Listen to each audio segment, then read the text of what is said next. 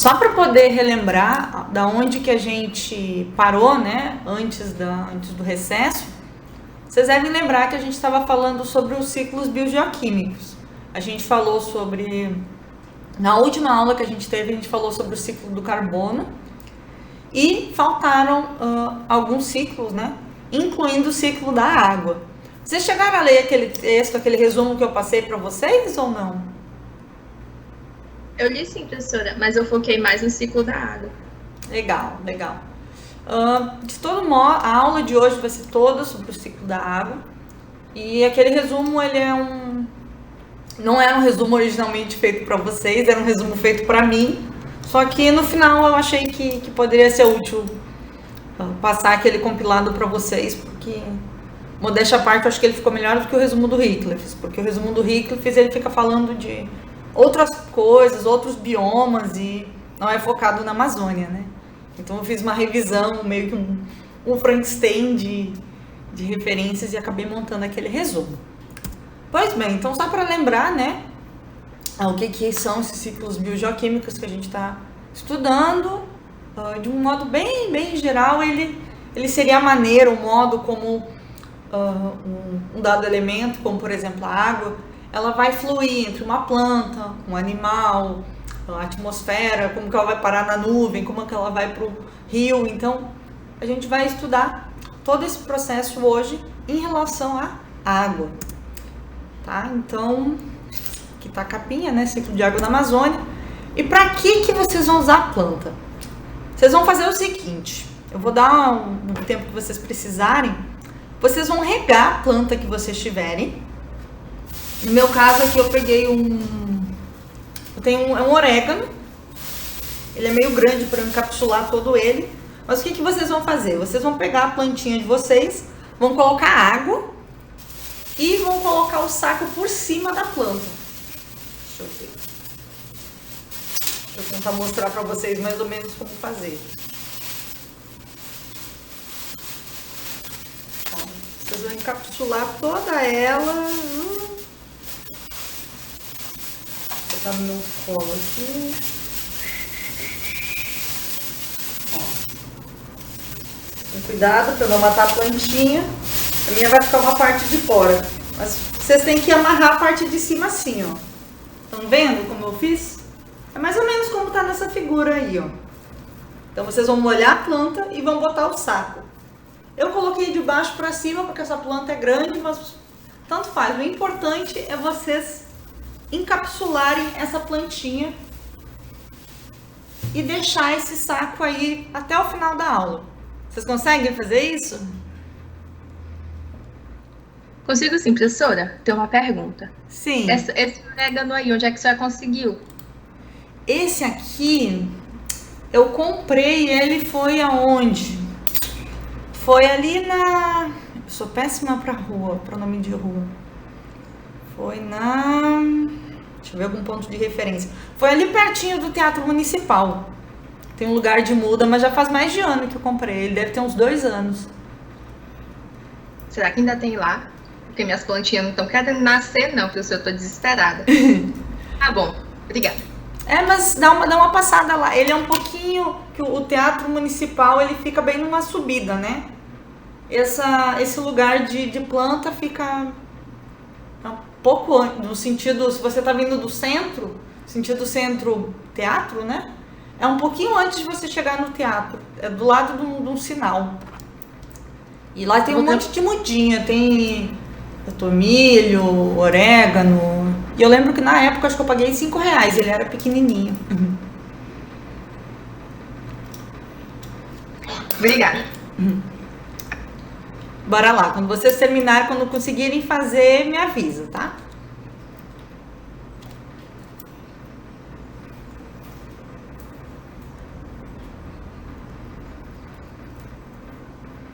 Nossa, eu fiquei passando a mão nele, agora eu tô com cheiro de orégano.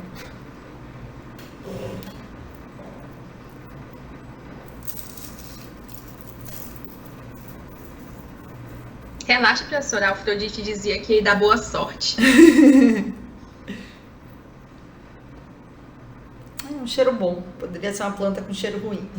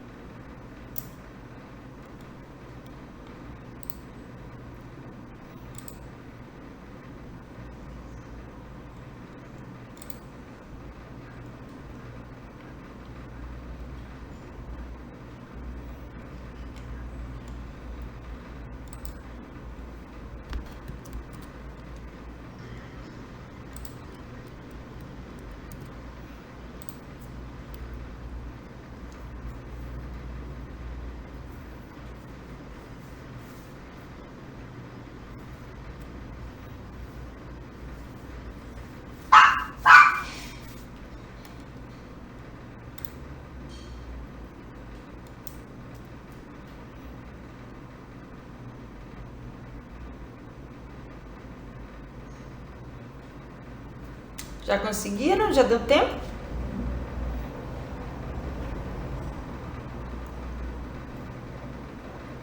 Já coloquei, professora. Beleza. Eu também. Os outros também? Já consegui, professora. Já capturei meu Pokémon aqui. Legal. Daqui a pouco a gente vai ver o que acontece. Dá para deixar a planta tanto no sol quanto na sombra, tá?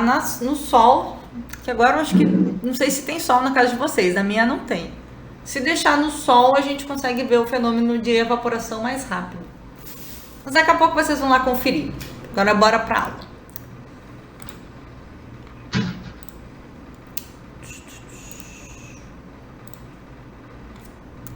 Bom, o que acontece?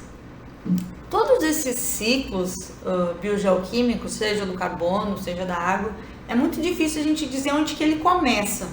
Justamente porque a gente está falando de um ciclo, né? Então, onde uma coisa, ela vai levar a outra. Se vocês pegarem qualquer livro básico de biologia, se vocês jogarem na internet o ciclo da água, se vocês olharem no livro do Hickliff, se vocês olharem no livro do Begon, vocês vão ver uma imagem mais ou menos assim. Vocês já estudaram alguma coisa mais ou menos assim no curso de biologia?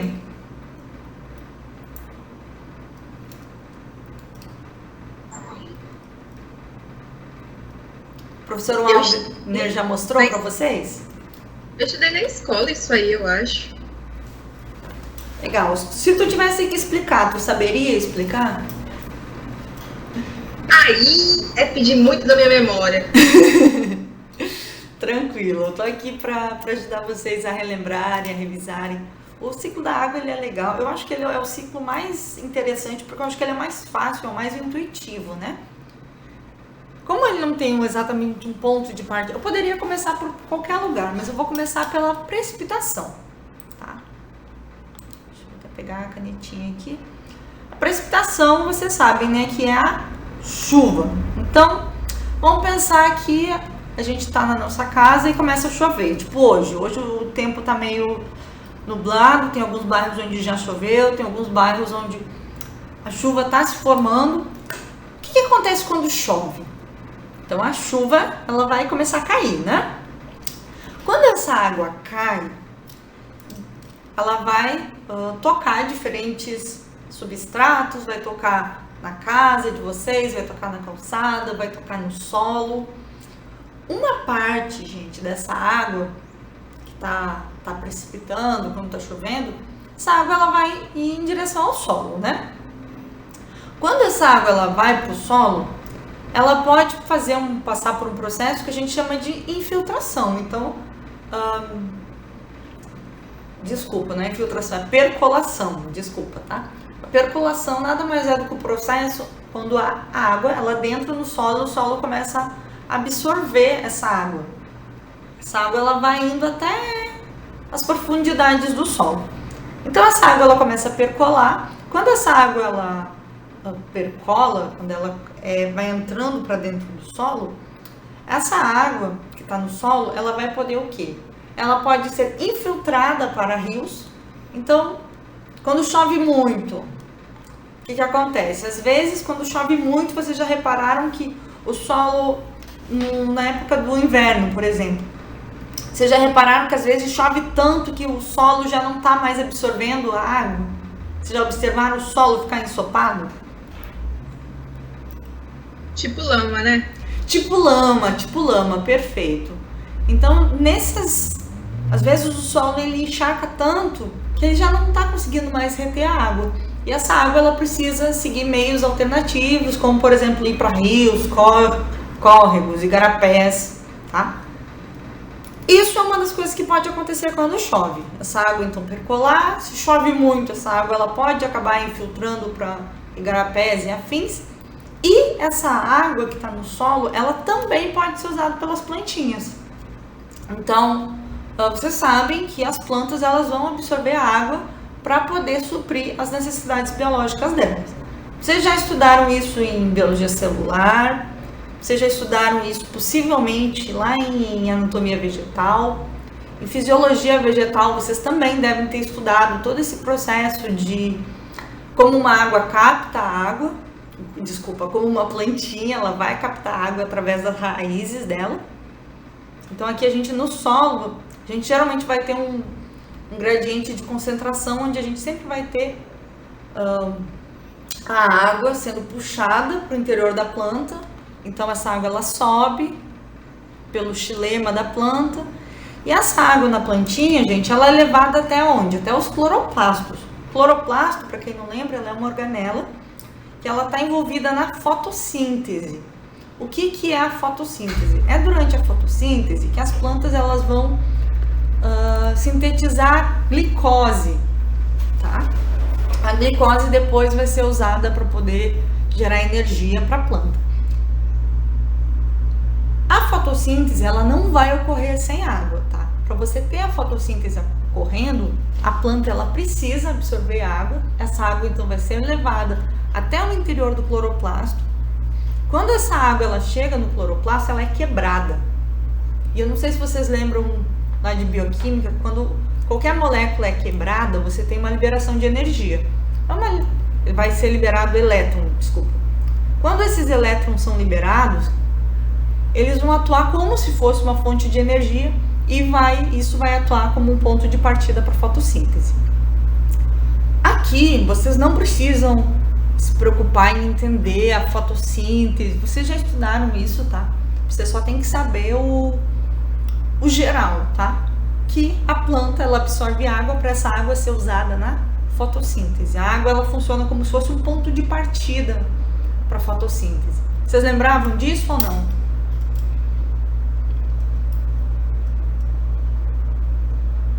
Ou vocês têm medo da fotossíntese? Não tenho medo não, lembrava. Eu lembro mais ou menos, não lembro muita coisa não, professora. Ó, se vocês quiserem que eu explique um pouquinho mais, eu posso explicar. A fotossíntese ela não é um sistema complicado. Eu vou confessar para vocês, eu tinha pavor de fotossíntese, eu não gostava. Eu não gostava de nada atrelado à botânica. Mas depois que eu terminei, depois que eu já tinha mudado para o norte, eu descobri que isso era tudo culpa dos meus professores. E quando eu tive que dar aula de fotossíntese, quando eu entendi a fotossíntese, eu passei a achar legal. Enfim, então a gente está falando que a plantinha ela está precisando de água.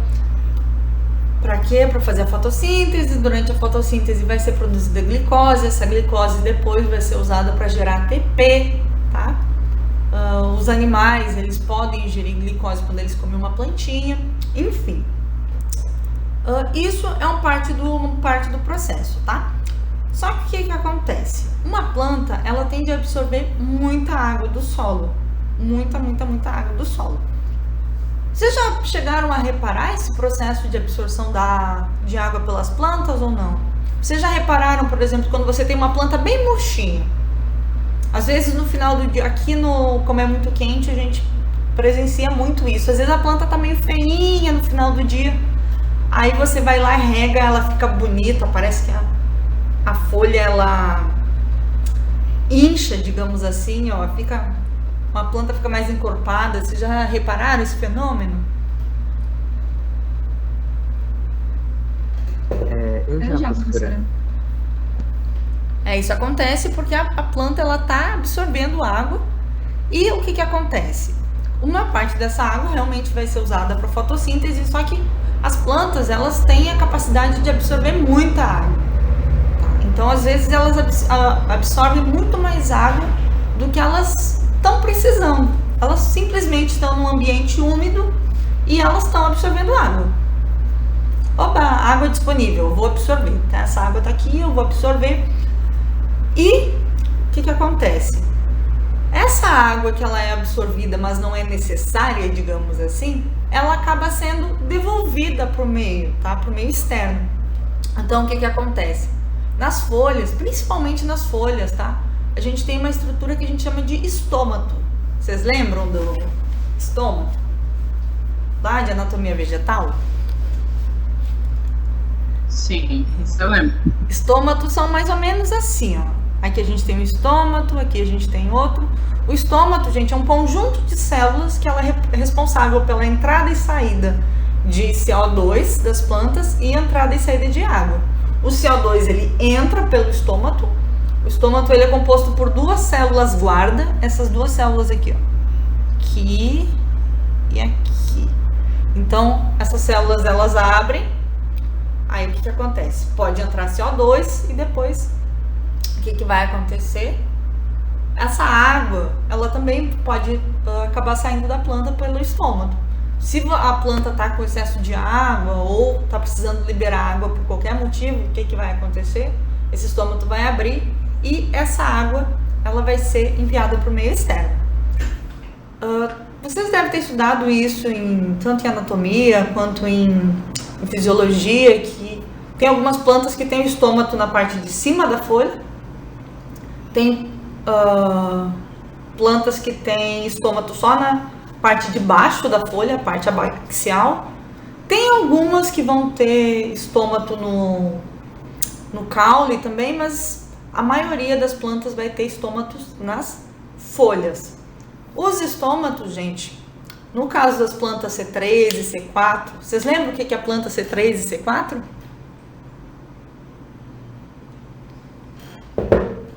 ICAM? Vocês estudaram isso em fisiologia vegetal? Eu vou explicar rapidinho e acho que... Eu ainda nem Sim, cheguei nessa, estamos. tá? Tem a ver com a Estudamos, temperatura. O que você Eu ia me falar, lembro dos Rodrigo? nomes, professora, mas o que cada coisa significa é... Não, tudo bem. É assim mesmo, gente. É assim mesmo. Na graduação é normal os professores irem cuspindo o nome e a gente não consegue guardar nem um décimo, né? Só para vocês lembrarem o que é a CAN e o que é a planta C3, C4, por que não é bom a gente usar cacto no nosso experimento. O que acontece? As plantas C3, C4 e CAN nada mais são do que estratégias de de transpiração das plantas, tá? Tem alguns outros mecanismos envolvidos, mas pra gente que tá agora falando do ciclo da água, o que importa pra gente é que C3, C4 e CAN são estratégias relacionadas ao processo de transpiração. Em geral, as plantas CAN é ciclo... Eu não vou lembrar do nome agora, o que quer dizer exatamente cada letrinha, mas também não importa.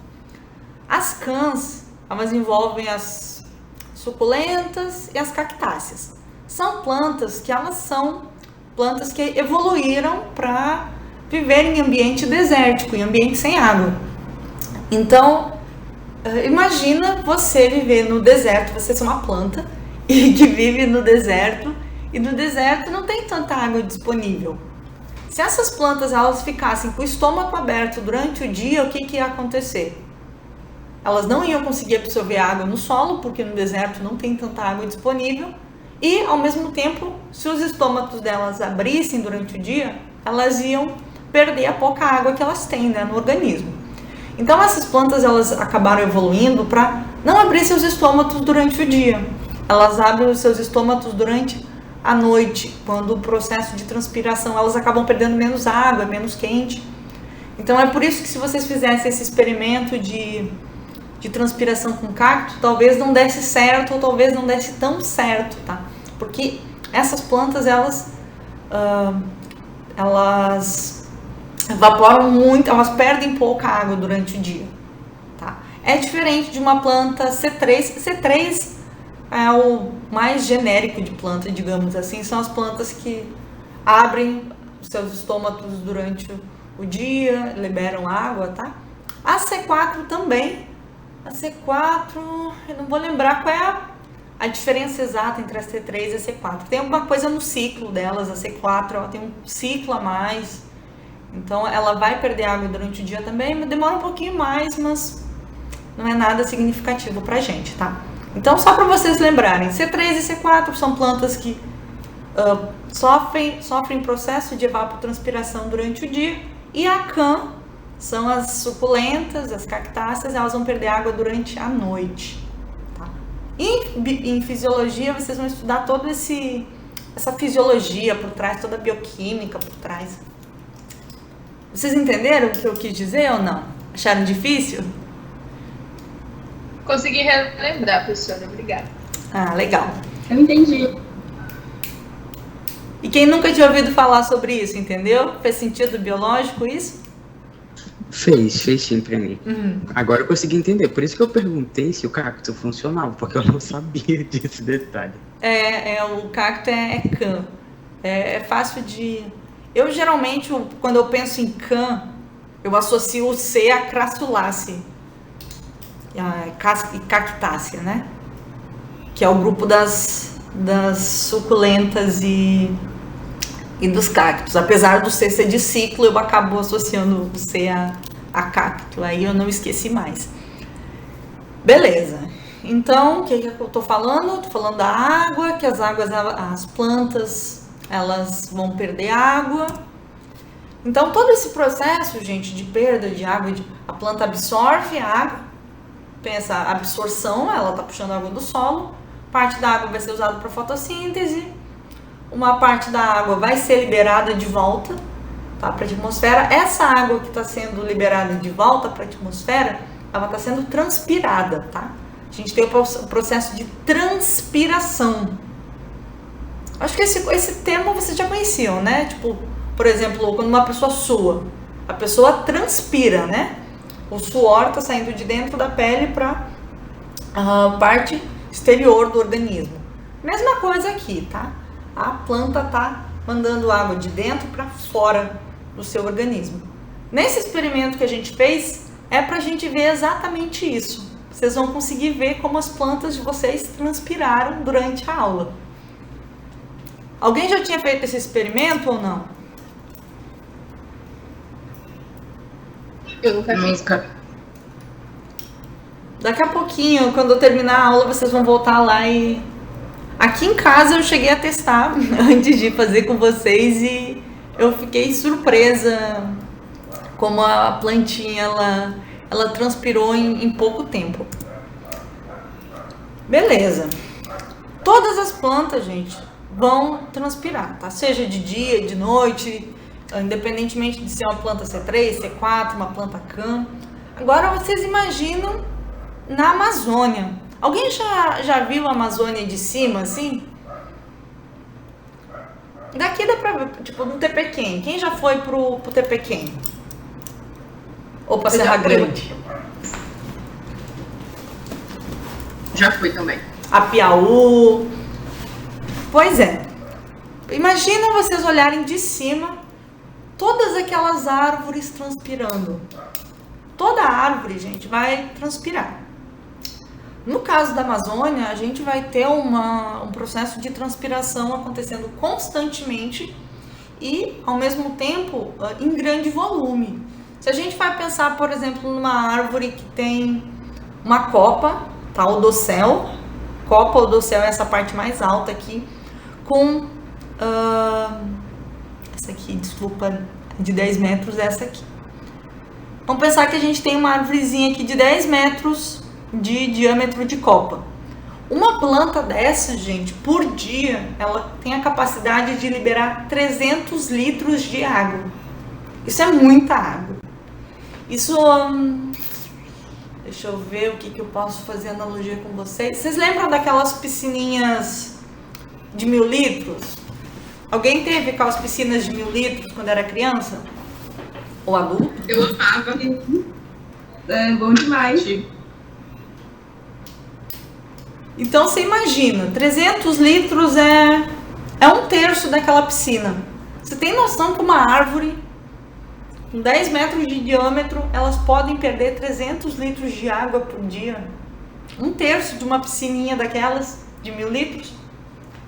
Agora, se você tem uma árvore que é maior, que tem, por exemplo, 20 metros de diâmetro, uma planta bem larga, assim, o dossel dela é bem grandão.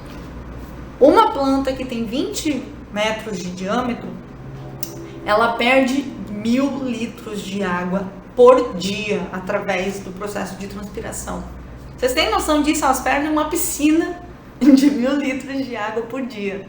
Ou uma caixa d'água de transpiração. É muita água que essas plantas elas acabam liberando. E você imagina que na Amazônia a gente tem alguns bilhões de árvores. Então imagina todas essas árvores liberando água.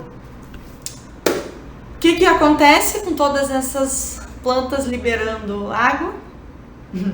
Acaba acontecendo isso aqui, ó. Quem já foi pro Tepequém, quem já foi pra Serra Grande, quem já foi lá pro Apiaú, diga outra serra daqui que dá pra ver o fenômeno de transpiração das plantas.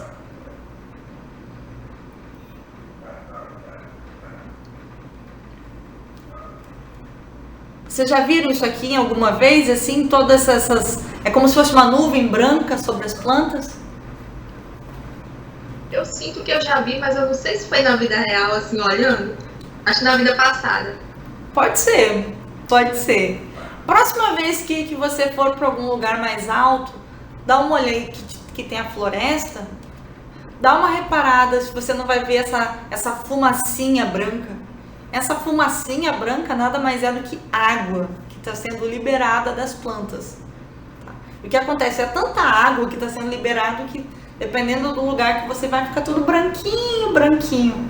Isso é tudo evaporação das plantas, tá? Beleza. Só que lembra que a gente está na Amazônia e alguns lugares da Amazônia, eles são bem mais molhados, não sei se essa é a palavra. Tem algumas regiões que elas vão ter muitos rios, né? Vão ser áreas mais alagadas. Geralmente, quando a gente tem rios associados à floresta, a gente vai ter mais vapor de água ainda. Por quê? Porque o sol, né, ele esquenta o rio e o rio ele vai evaporando, tá? Então a água ela sobe do rio pro ar. O processo que a gente tem conjunto das plantas que estão transpirando, mais a água que está sendo evaporada do rio, esse processo conjunto a gente chama de evapotranspiração. Você já tinha ouvido falar sobre esse processo de evapotranspiração?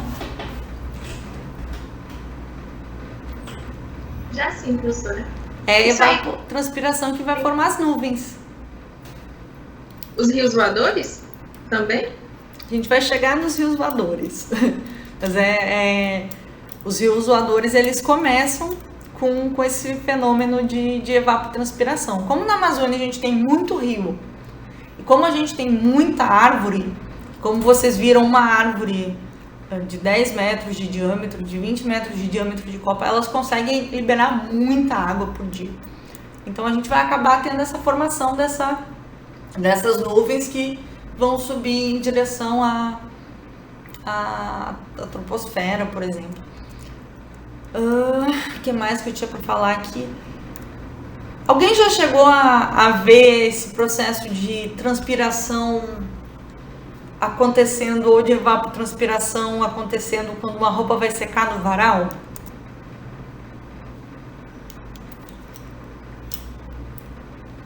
Aqui não é tão comum, aqui acho que é bem mais difícil de ver. Lá no sul é muito curioso, quando alguém lava a roupa, e se a pessoa esquece a roupa no varal durante a noite, é quando você levanta de manhã, só que tem que ser manhã cedinho, umas 6, 7 horas da manhã, e você olha na janela, você consegue ver o processo de transpiração da roupa em relação ao ar, assim, você consegue ver. É como se fosse uma fumacinha saindo, na verdade, são gotículas. Alguém já viu isso?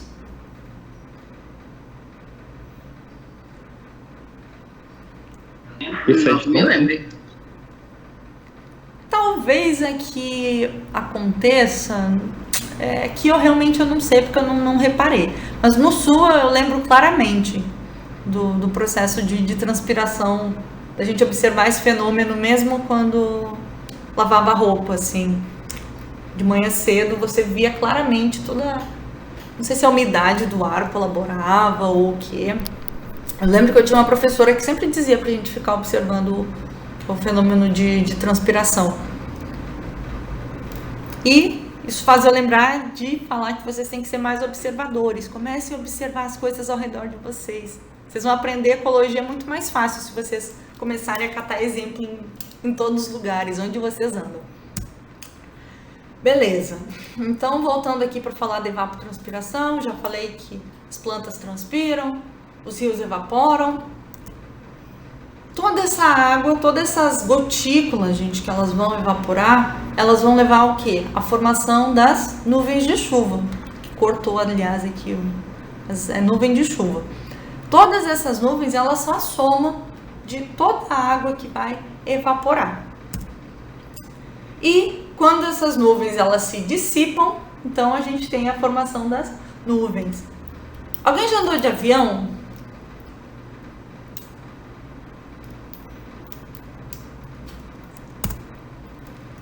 Alguém aqui já andou de avião? Eu tinha 5 anos, eu não lembro de. Vocês lembram de ter, quem já andou de avião, lembra de ter passado no meio das nuvens ou não? Eu até te dei foto. Não, tava de noite. Ah, tava de noite. Vocês chegaram a pegar turbulência, no caso de quem viajou? E muita. Oi? E muita.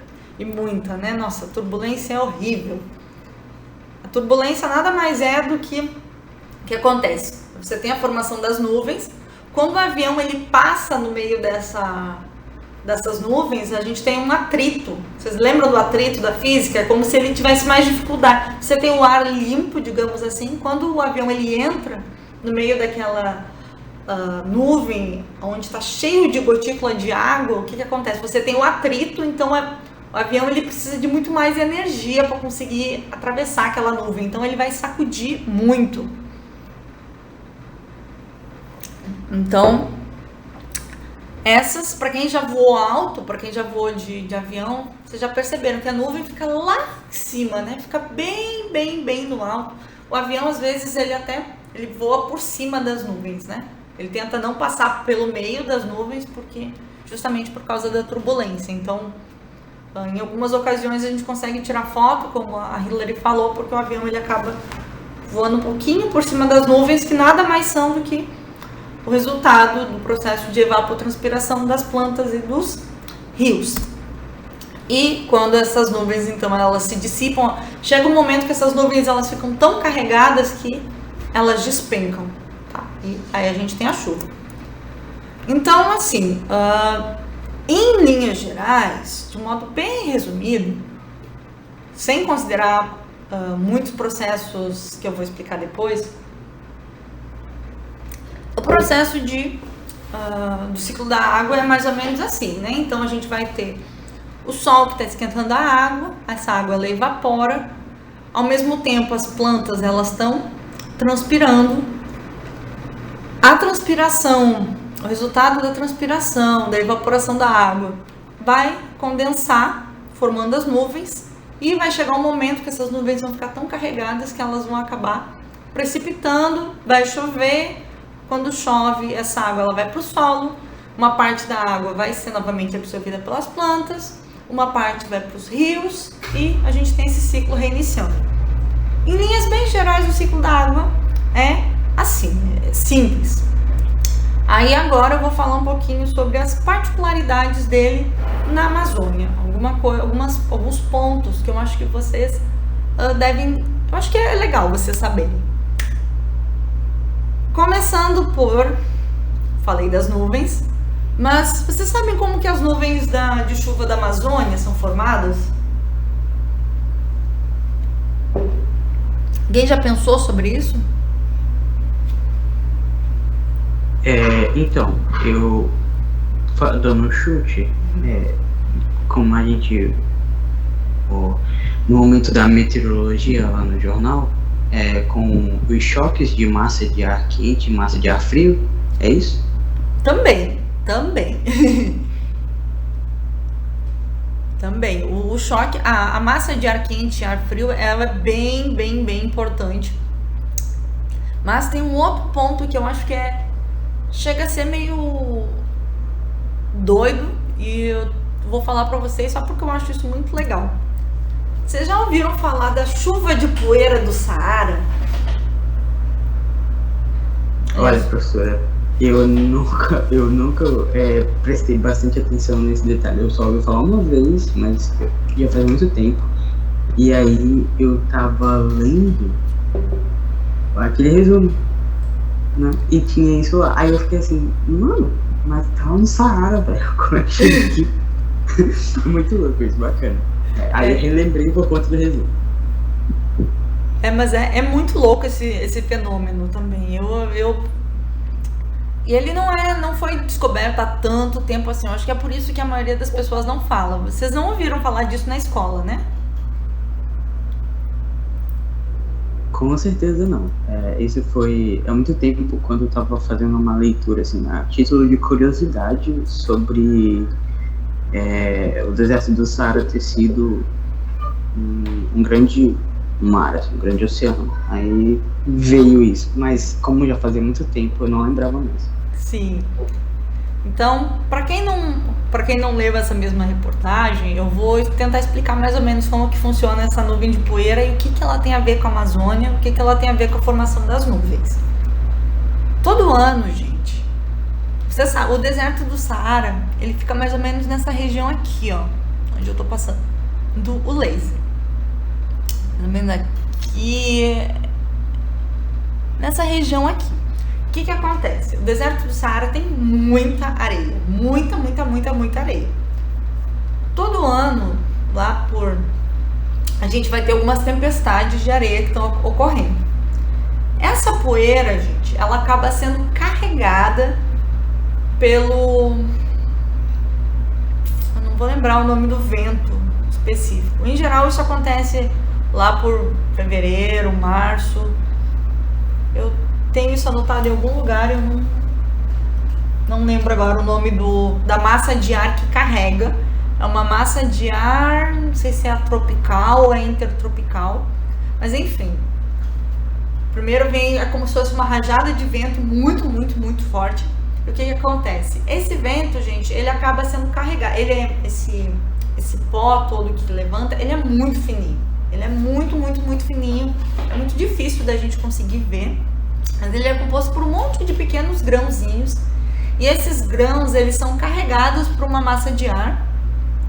E eles são carregados até a região da Amazônia e da América Central. Professora, isso é invenção, isso é maluquice? Da onde que a galera tirou isso? Quem presenciou isso, quem conseguiu registrar isso pela primeira vez, toda essa massa de pó, digamos assim, essa massa de areia sendo carregada da África para a Amazônia, para a América Central, foi a NASA. Deixa eu ver se eu acho aqui para vocês. Deixa eu tentar ver a imagem de satélite.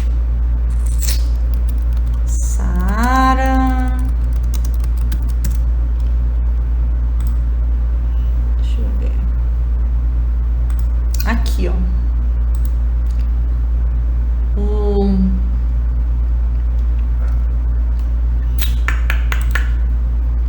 Tá atrapalhando minha aula.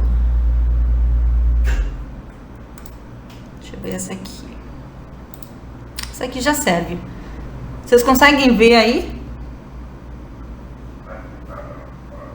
Uma coisinha marrom circulando? Sim, consigo ver, tô vendo. Eu até podia ter colocado esse GIF na aula. O pessoal da NASA viu essa coisa, isso foi em 2006, 2007, e eles não sabiam o que era. Aí começaram a estudar com mais detalhe e eles descobriram que eram partículas de areia, de tempestades de areia que estavam saindo do Saara, que vinham até a região da Amazônia. Ela vem geralmente durante essas nuvens, ela consegue chegar na Amazônia em fevereiro, março, que é na época que a gente tem um tipo de vento, um tipo de massa. Como é que é, gente? Eu esqueci. Sou péssima com esses nomes de meteorologia. Não vou lembrar o nome da massa de ar específica. É uma massa que ela consegue carregar partículas, traz até a Amazônia. E o que isso tem a ver com o ciclo da água? As nuvens, gente, elas são formadas por vapor, mas esse vapor, ele precisa ter como se fosse um ponto de ligação, um ímã.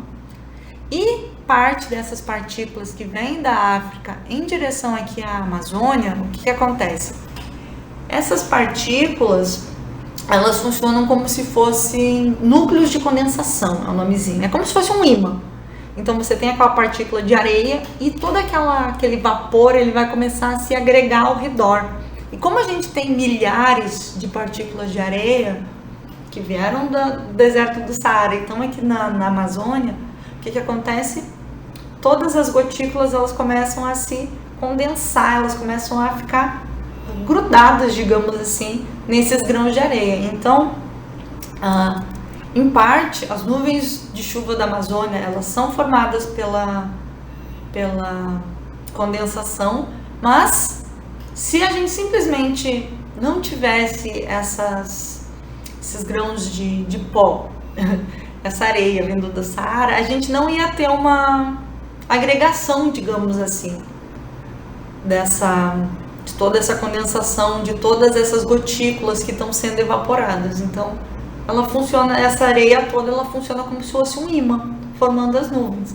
E aí, quando a gente vai ter o choque das massas de ar quente e ar frio, aí sim essas nuvens, elas vão se dissipar. Vocês sabiam disso?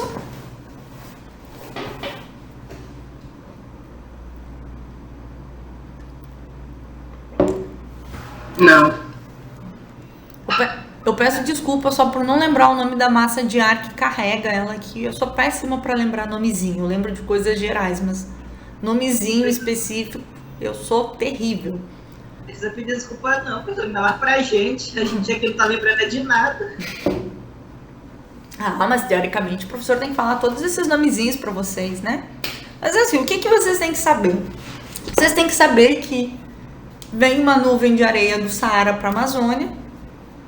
Uma parte desse grão de pó, ele vai formar as nuvens. Uma parte dessa areia, ela inclusive cai no chão, no solo.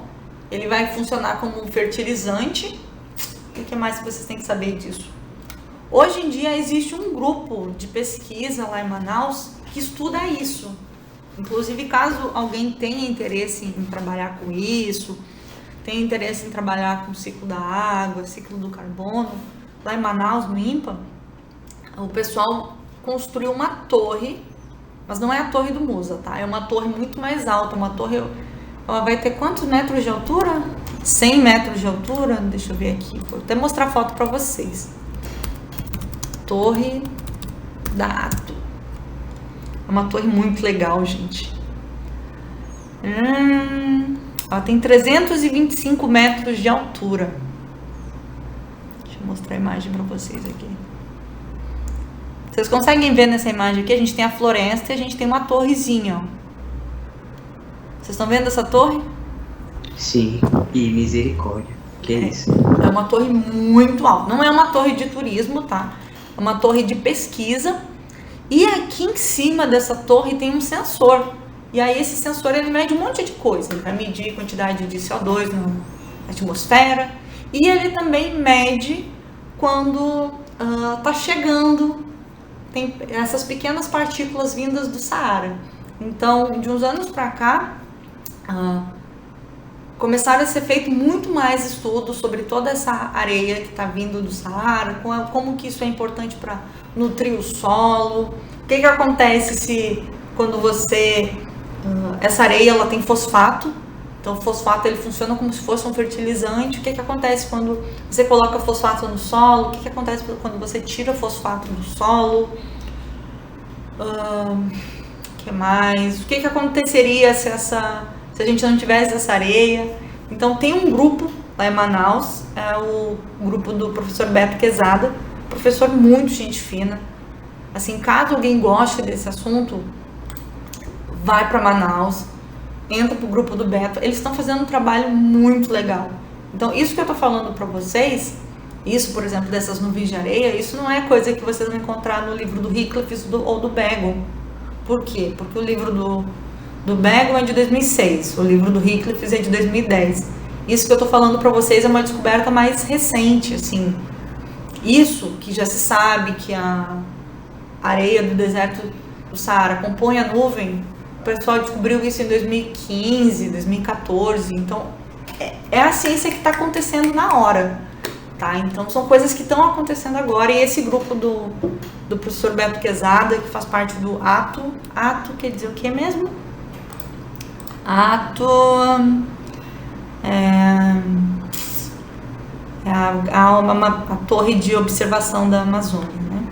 Então é um assunto que a galera tá estudando lá em Manaus, é muito legal, e você pode estudar com o Beto se você vai para ecologia, se você vai para o CLIAMB, que é o clima e ambiente, se você vai para o pós-graduação lá da CFT, que é Centro de Ciências Florestais, enfim, tá? Caso alguém se interesse muito por Rio Voador não, desculpa, pelas nuvens do Saara, o professor Beto está trabalhando com isso e, enfim, tem um mundo de coisa pra gente descobrir ainda. Quem sabe daqui a um tempo eu dê aula e cite algum trabalho de vocês sobre isso. Dúvidas sobre a nuvem de poeira do Saara?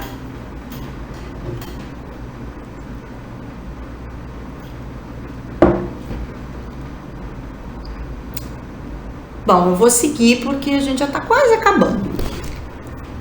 O que mais que a gente tem que saber sobre... Quer dizer, não que vocês tenham que saber, mas eu acho que é legal. Rios voadores. Quem já ouviu falar sobre rio voador?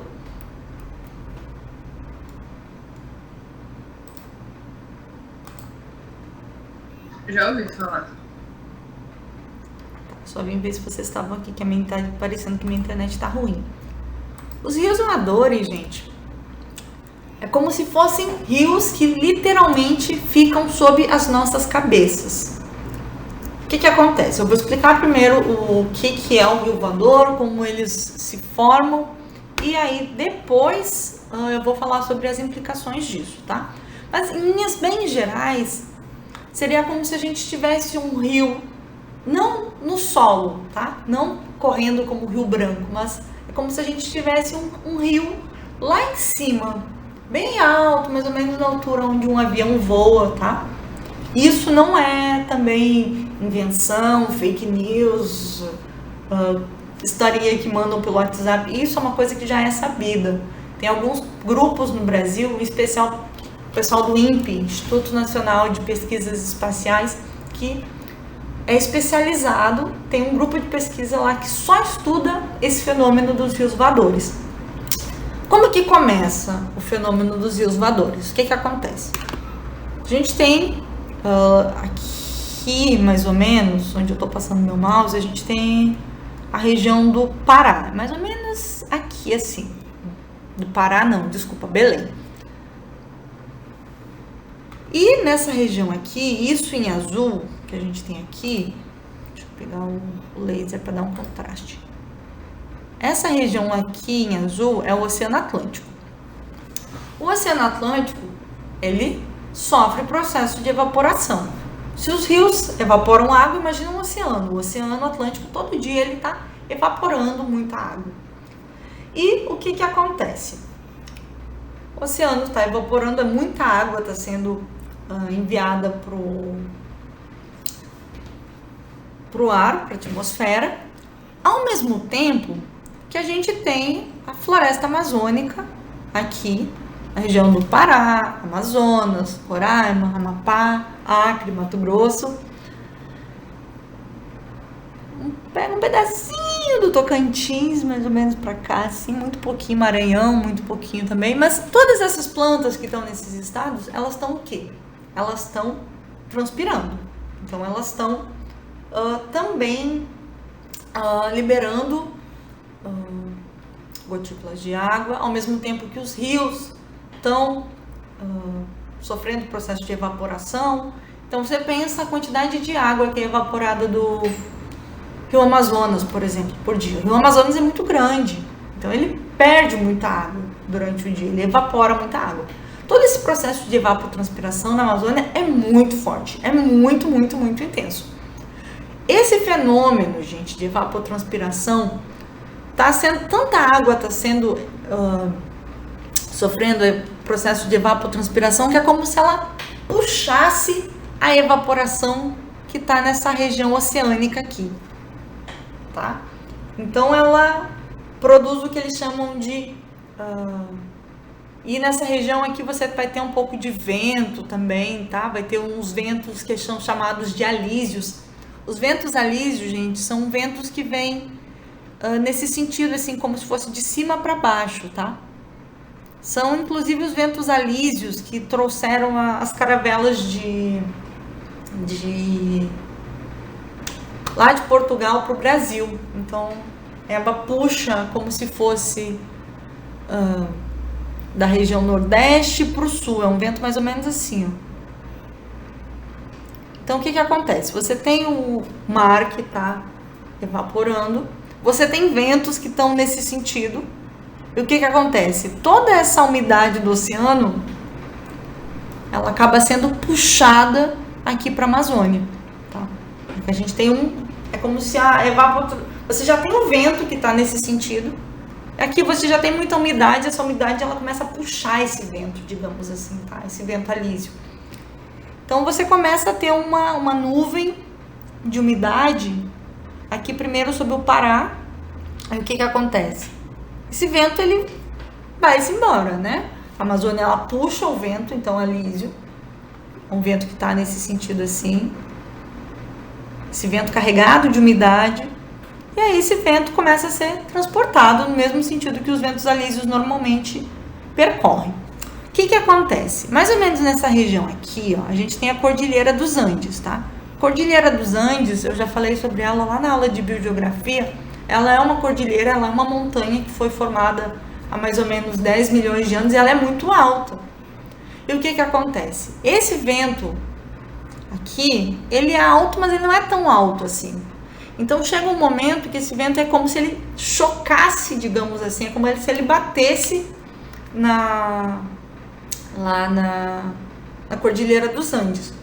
Então a Cordilheira dos Andes ela meio que funciona como uma barreira. Então quando os ventos alísios que estão carregados de umidade, eles chegam mais ou menos na região dos Andes, uma parte quando toda essa nuvem ela bate lá nos Andes, uma parte dessa água ela é dissipada, então acaba chovendo muito. Chove muito, em especial onde é a cabeceira do Rio Solimões e do Rio Negro. Solimões é mais ou menos aqui, ó, e o Rio Negro, a cabeça dele é mais ou menos aqui, a cabeceira dele. Então chove muito nessas regiões, enche esses rios e essa água ela acaba sendo transportada até o Rio Amazonas. E uma parte desse vento ele acaba sendo transportado para a região centro-oeste, aqui onde é o Mato Grosso, aqui onde é Mato Grosso do Sul, aqui onde é o Paraná, Rio Grande do Sul, Santa Catarina. Então, vocês percebem que a gente tem é como se fosse realmente um rio sob as nossas cabeças? Vocês conseguiram entender esse processo? Sim.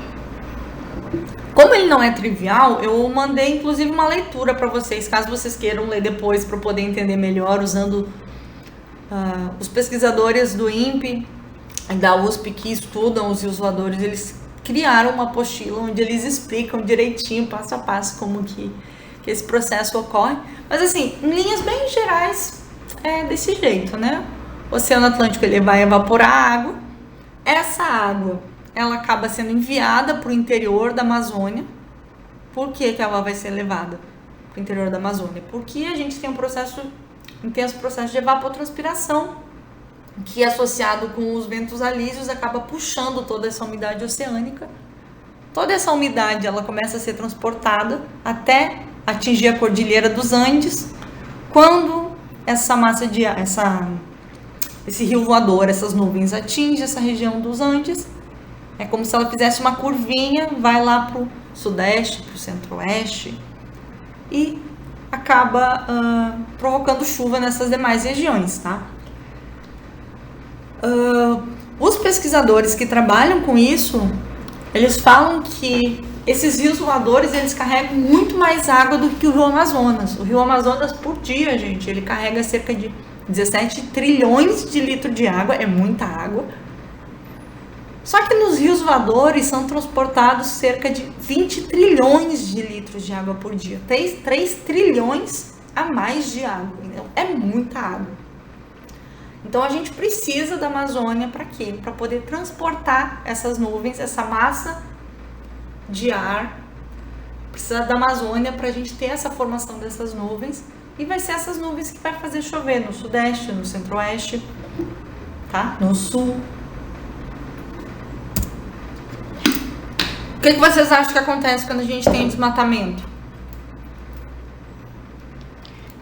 Professora, isso já é uma coisa que eu ia perguntar para você agora.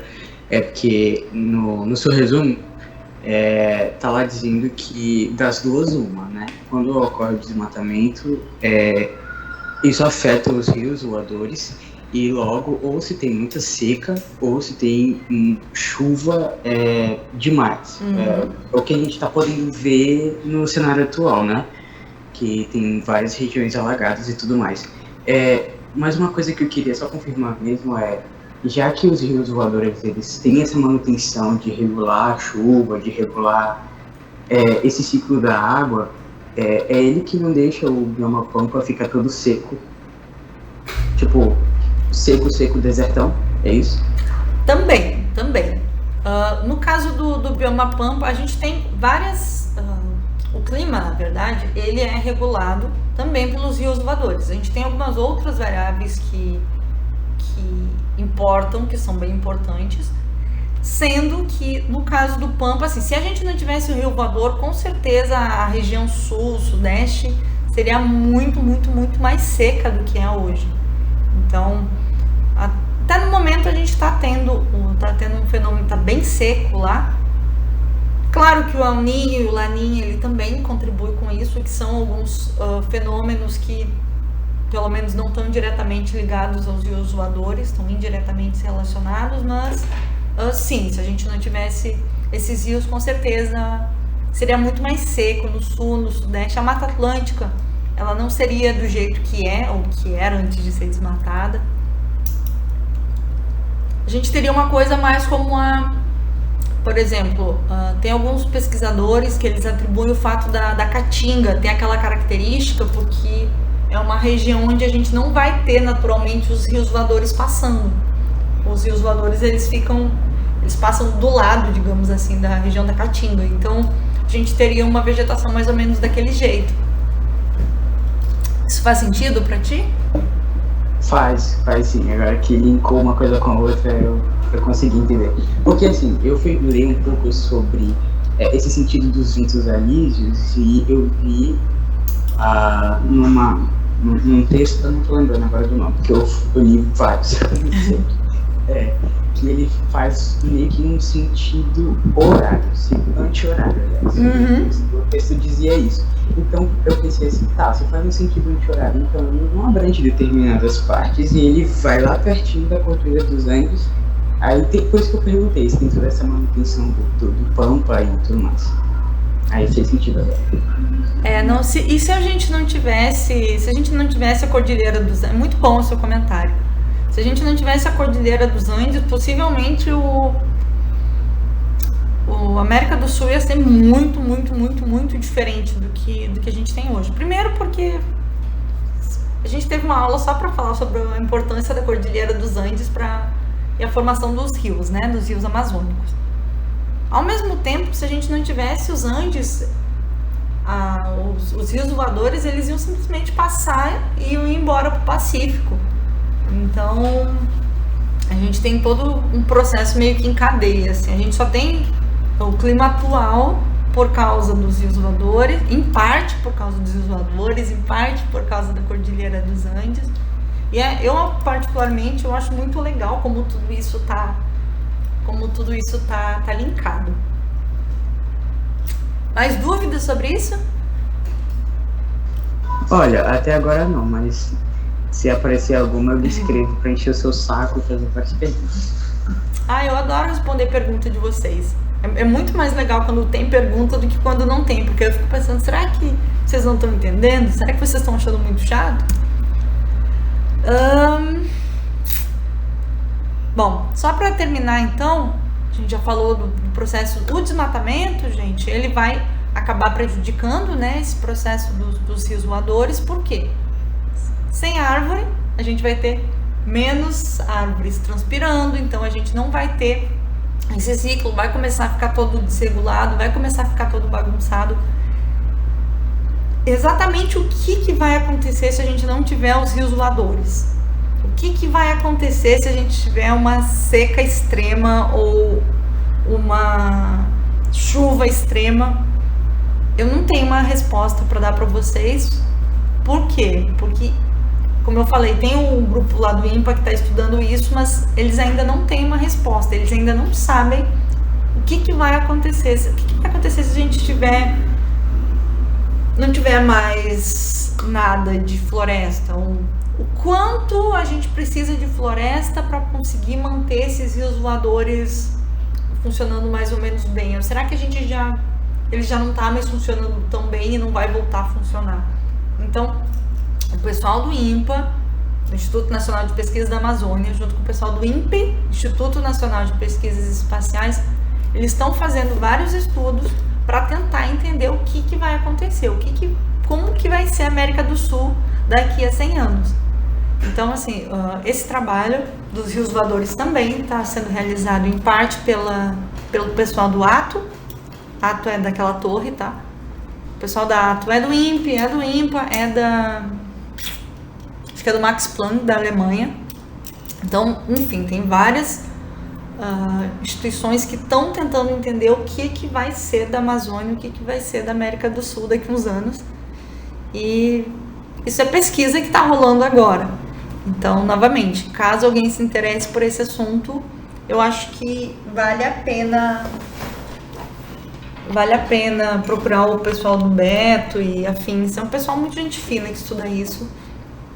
Inclusive, esse pesquisador, ele participou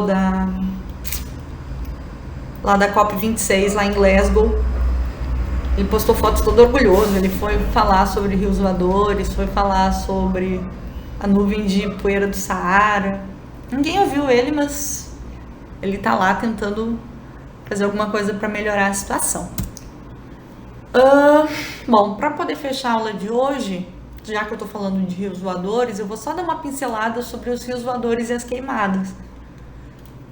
Por quê? No ano passado, deixa eu ver, tem uma data aqui, foi no retrasado, 18 de setembro de 2020. Vocês chegaram a lembrar de uma nuvem de fumaça lá em São Paulo? Vocês lembram de ver isso no jornal? Sim, professora, eu lembro porque foi um assunto bem comentado e eu tenho amigos que moram lá, né, e eles estavam falando que realmente isso aconteceu e alguns ficaram até meio que assustados porque eles achavam que tinha acontecido alguma queimada em um local, explodiu alguma coisa e, no caso, né, eles achavam que era uma fumaça de alguma coisa que tivesse sido queimado lá, né? Sim, de São Paulo mesmo, né? Eles foram falar o que tinha acontecido, do porquê aquilo, tudo, né? Então eu fiquei, gente, mas como assim? Chegou aí uma coisa que estava aqui próximo, não? Exatamente. Aqui tem uma imagem de satélite bem legal que a gente consegue ver. Isso aqui, gente, que vocês estão vendo, meio branquinho, isso é fumaça, tá? Nesse caso é fumaça. E essa fumaça, gente, ela foi transportada junto com os rios voadores. Então, assim, no momento que começaram a incendiar, por exemplo, a região do Mato Grosso, aqui na região do Pantanal. Nessa época, estava tendo queimada já no Acre, mas teve muita queimada aqui na região do norte do Mato Grosso. E aí, quando começou a queimada lá no Pantanal, o que aconteceu? Era muita fumaça sendo liberada. Só que lembra, tá queimando. E sobre a fumaça, tava passando quem? Os rios voadores, porque os rios voadores, eles não param. Então essas fumaças é como se elas tivessem pegado uma carona e elas foram descendo. Foram do Acre, foram do Mato Grosso para o Mato Grosso do Sul, até chegar aqui em São Paulo. Então, para vocês verem o efeito dos rios voadores, o efeito que a fumaça, uma fumaça daqui do norte, da região norte, pode chegar lá no sudeste, pode chegar lá no sul. Por quê? Porque a gente tem esses rios voadores, esses rios enormes que estão sobre a nossa cabeça, estão sendo transportados por diferentes massas de ar. E assim, essa fumaça, ela pode depois, a gente não vai falar sobre o ciclo do enxofre, mas ela poderia colaborar inclusive com a formação da chuva ácida. É uma chuva que tem muito impacto sobre a economia. Então, é um assunto que é muito preocupante, não tem uma solução, ainda não se sabe tudo sobre como esses rios voadores, sobre como que as queimadas exatamente se integram com os rios voadores. Esses estudos ainda estão relativamente incipientes, e alguns dos estudos que estavam rolando sobre isso, eles estão travados por causa da falta de recurso, não tem dinheiro.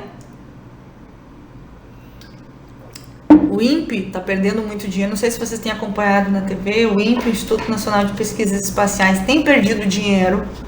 Esse mês, o Ministério da Ciência e Tecnologia cortou o dinheiro do INPE para monitorar a queimada no Centro-Oeste. E aí projetos como esse dos rios voadores e queimadas, eles acabam ficando meio travados. Alguém tem algum comentário sobre isso? Perguntas, dúvidas?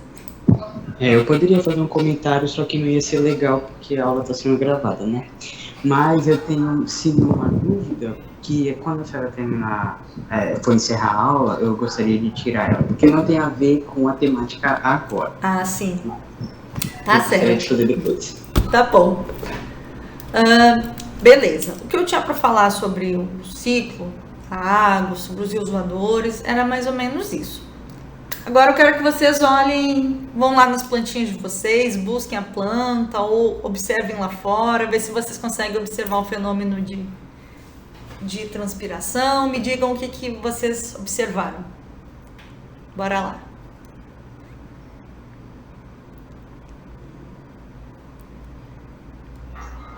Bem, professora, a minha plantinha tá aqui do meu lado e eu só tô vendo umas gotículas, só não, tô vendo umas gotículas assim na sacola.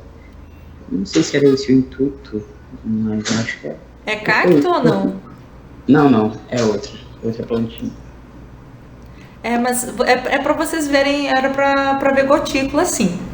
Dependendo da quantidade de água que vocês colocaram na planta antes de colocar o saco plástico, você vai ter mais ou menos transpiração. Se vocês colocarem no sol, vocês vão ter muitas gotículas, porque o sol ele acaba acelerando esse processo. Ah, a minha ficou na sombra, por isso que não tem tanto. Tá, mas tem, professora, tem aqui. E os outros, conseguiram observar ou não? A minha também ficou do mesmo modelo que a dele. Pena que não tinha sol aqui pra ficar bem mais visível, mas ficou que nem o dele. Na parte de cima da sacola ficou algumas gotinhas e tinha um pouco, dava pra ver um pouquinho assim, como se tivesse embaçado, como está. Sim. Assim, pontinhos assim de água, um pouco embaçado. Então ficou mais ou menos desse modelo a minha. Ah, legal. A minha também, pra ver as gotículas.